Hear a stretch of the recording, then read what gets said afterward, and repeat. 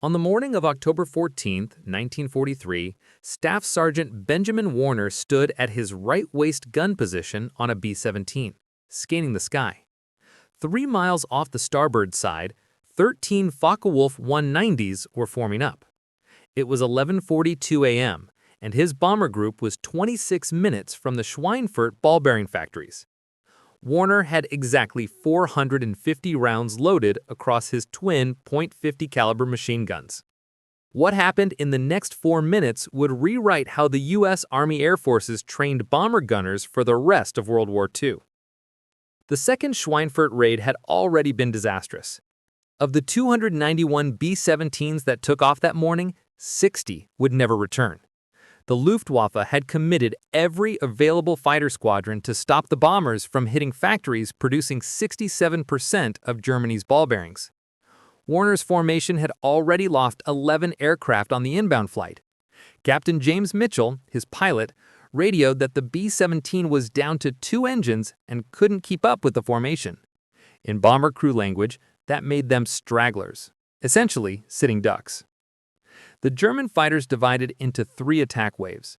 The first dived from 2 o'clock high, 5 more from 4 o'clock level, and 4 prepared for a tail attack. 13 fighters against 1 crippled bomber. By Luftwaffe doctrine, it should have taken less than 90 seconds. But Warner had a secret. 9 months earlier, he'd been court-martialed for unauthorized modifications to his gun station. No one knew he had pre-positioned his ammunition belts in an unconventional, overlapping configuration that allowed continuous fire without the usual 3 to 4 second pause every 75 rounds.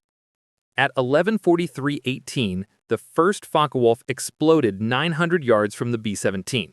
Seconds later, the second took 73 rounds through its engine and never recovered. By the time the Germans realized something was wrong, Warner had already shifted fire to the second wave. 4 minutes and 11 seconds later, 9 German aircraft were destroyed or damaged.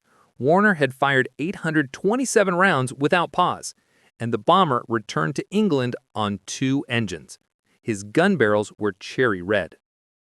Warner's innovation came from a lifetime of hands-on experience.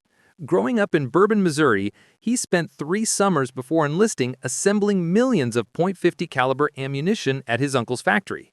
He understood belts weren't just storage, they were part of the gun's feeding mechanism. Each link had to align perfectly, and the standard procedure requiring complete belt exhaustion before loading the next created deadly pauses in combat. At gunnery school in Kingman, Arizona, Warner tested a new method. He staged the next belt at a 45-degree angle below the active one, guiding its first link into a secondary feed hook. When the old belt ran out, the new one was automatically pulled into the feed, creating nearly uninterrupted fire. His instructors called it dangerous. He called it life-saving. Demonstrations at the range proved it. 5 belt changes, continuous fire, no jams. Charges for unauthorized modification were dropped, but the procedure remained unofficial. Warner brought his bracket to England in August 1942. On October 14, 1943, in combat, it worked perfectly. German pilots trained to exploit reload pauses found themselves under a wall of continuous tracers. By the end of the engagement, 9 German aircraft were destroyed or damaged. His after-action report initially met skepticism. 4 kills were confirmed, 2 probable, less than the actual 9. Colonel Harold Hugland, Warner's group commander, realized the technique's potential and arranged for it to be filmed and distributed to other crews, bypassing official Pentagon caution. Within months, every operational B-17 and B-24 in Europe and the Mediterranean had been retrofitted with Warner's bracket. The impact was staggering. Waist gunner casualties dropped 38%. Ball turret gunners 41%. Combat kill ratios improved 63%. German pilots adjusted tactics and bomber survivability increased. Warner returned to the U.S. in April 1944 after 31 missions and 12 confirmed kills.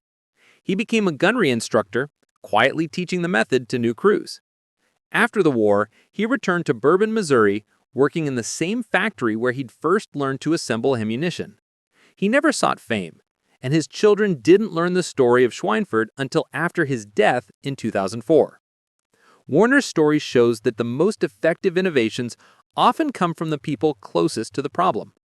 Engineers in Washington didn't experience the deadly 3-second gap at 25,000 feet with freezing fingers and enemy fighters closing in at 300 miles per hour. Warner did. His 15-cent bracket saved hundreds of lives, a testament to practical knowledge, courage, and the audacity to question authority. Please don't forget to subscribe and hit the bell icon.